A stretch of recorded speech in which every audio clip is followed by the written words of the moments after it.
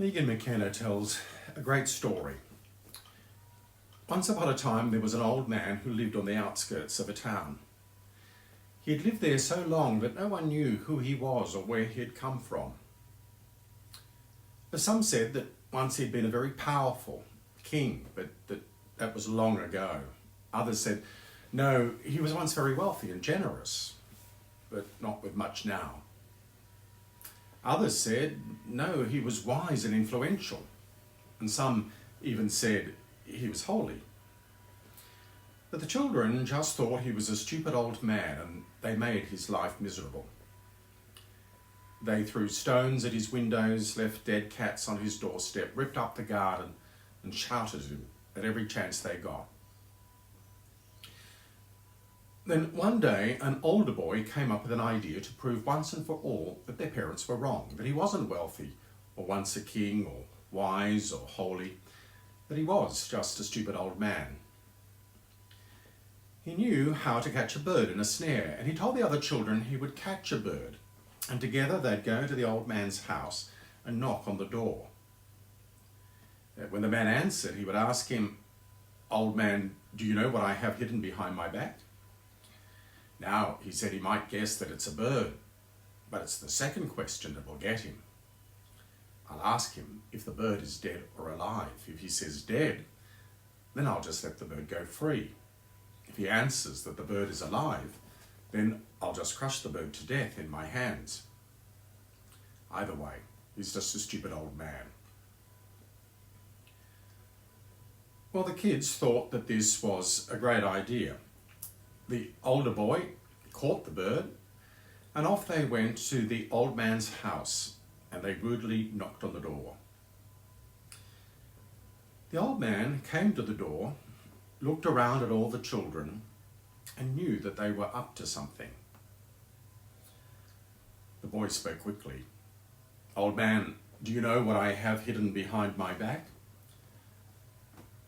The old man looked around at the children, one by one, and out of the corner of his eye he saw a white feather fall to the ground.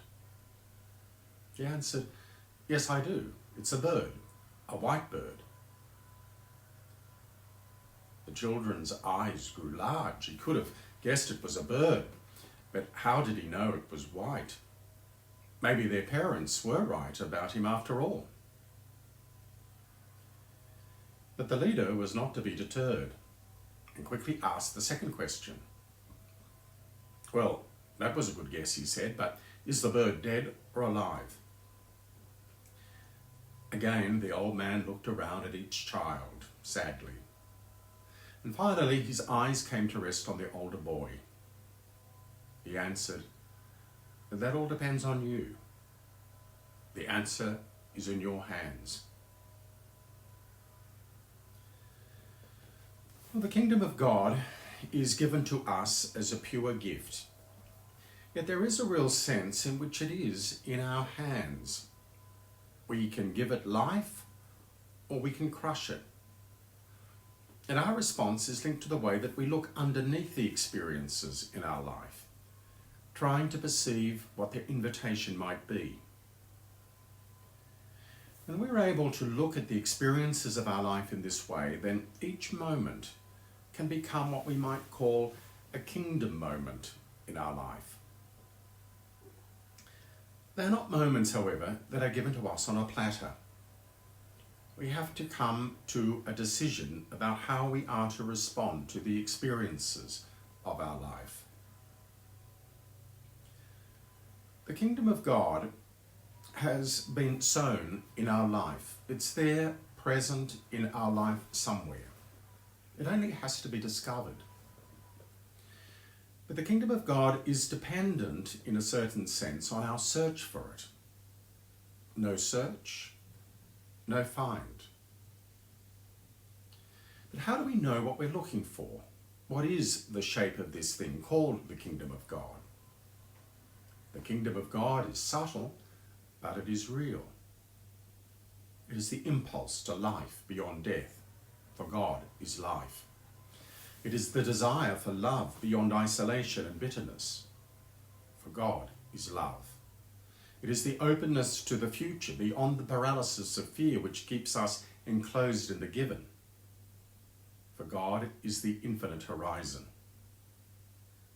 And so when we say yes to life, when we stand firm for what expands our sense of living, beyond all those forces which might threaten to diminish life, or even to destroy our human instinct for life, when we make decisions for love which keep us joined to one another and which brings others from their isolation into a sense of companionship, when we step with courage into a new future with questioning and wonder, then we have experienced the kingdom of God. Because all of these are the moments which Jesus calls us to treasure. Let us ever be alert for their presence in our life, and let us celebrate with them with great reverence. Then we might be surprised at the abundance of life that has been given us. Our search for these kingdom moments in our experience reminds me of a memory when I was very young, being in a car driving past a park in Launceston, Tasmania, in which all these people were walking around with their heads bowed down, some with their whole body scrunched over.